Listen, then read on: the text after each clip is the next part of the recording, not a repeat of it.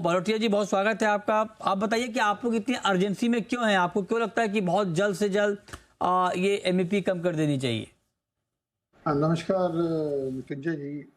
MEP कम करने का जो रीज़न, मतलब जल्दी क्या है कि नया सीज़न स्टार्ट हो गया है, नई बासमती मंडियों में आने लग गई है और उस बासमती का क्योंकि हम एक्सपोर्ट करने की स्थिति में नहीं हैं, तो हम उसको खरीद नहीं पा रहे हैं, तो स्टॉकिस्ट या ट्रेडर जो है उसको खरीद रहा है, जिससे किसानों को उसका दाम बहुत ही कम मिल रहा है। जैसे कि मैंने बताया कि लगभग पिछले साल से 25 से 30% दाम कम मिल रहा है। अगर हम उसको कैलकुलेट करते हैं तो 1000 रुपये पर क्विंटल मिनिमम डिफरेंस आता है। 1 एकड़ में 25 क्विंटल धान पैदा होती है, तो 25,000 रुपये पर एकड़ का किसान को नुकसान आ रहा है।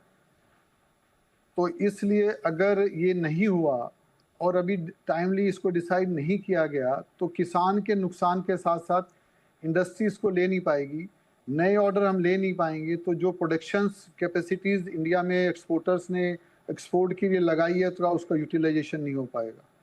तो अभी इसका समय, हम लोग इसको पिछले 2 महीने से कोशिश कर रहे थे, लेकिन अभी इसका समय आ गया है कि हमारे को इसको इमीडिएटली डिसाइड करवाना बहुत इम्पोर्टेंट है, किसान को बचाने के लिए और इंडस्ट्री को बचाने के लिए। अच्छा, ठीक है। तो मतलब आप कह रहे हैं कि किसानों को, अच्छा एक बार बताइए सर, जो आपकी डिमांड है कि 950 रुपये प्रति टन से घटाकर एमएपी $950, सॉरी हाँ, $950 से घटाकर $700 कर दें, अगर ये हो जाता है तो क्या इस बात का भरोसा होगा कि किसानों को जो अभी आप कह रहे हैं कि दाम कम मिल रहे हैं 20 से 25%, ये कंपनसेट हो जाएगा? सर कम से कम 50% हो जाएगा। जो अगर हम बोलें कि जी वापस वो प्राइस आ जाएगा तो मुश्किल है, क्योंकि पिछले साल जो प्राइस मिले, अगर हम 2023 की क्रॉप से मैच करते हैं, तो उसके कुछ ऐसे कारण थे कि जो प्राइस अनएक्सपेक्टेड एकदम राइज हो गए और जिसकी वजह से गवर्नमेंट को ये डिसीजन लेना पड़ा।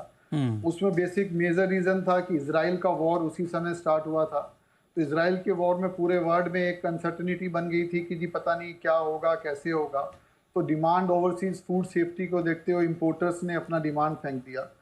दूसरी तरफ रमजान एक बहुत बड़ा मिडिल ईस्ट में फेस्टिवल है और मिडिल ईस्ट 80-85% शेयर है इंपोर्ट्स के अंदर बासमती राइस का। ठीक है। तो वो मार्च के माह में आना शुरू हो गया था और ईद जो है अप्रैल में आ गई थी, तो उनको लगा कि उसी समय उसकी पूरी की पूरी परचेज उनको उस शॉर्ट ड्यूरेशन में करनी थी। तो ये 2 रीजन जो है कारण बने इसका प्राइस बढ़ने का।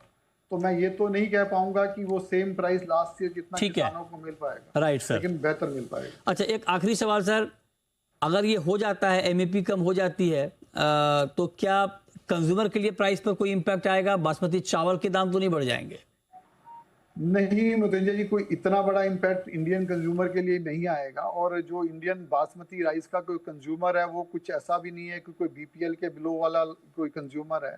एक मीडियम जो लेवल का लोग हैं वही बासमती चावल को खाते हैं।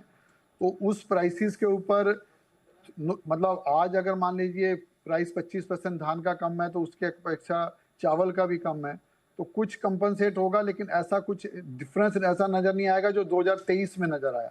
2023 में एमईपी 950 थी, लेकिन एक्सपोर्ट का जो एवरेज है वो पूरा मार्च तक वो अराउंड 1100 है, तो $150 महंगा बिका है हमारा चावल। तो अभी हम 700 की बात कर रहे हैं, तो चावल 750 या 800 में बिकेगा, लेकिन रिसेप्शन इसी तरीके की होनी चाहिए कि अगर 700 से शुरू करेंगे जब ही हम 800 में पहुंच पाएंगे। तो इंडियन मार्केट में कोई बड़ा इंपैक्ट हमें नजर नहीं आता। ओके, तो आप कह रहे हैं कि अगर ये हो भी जाता है तो इंडियन मार्केट में प्राइस के ऊपर कोई बड़ा इंपैक्ट नहीं आएगा।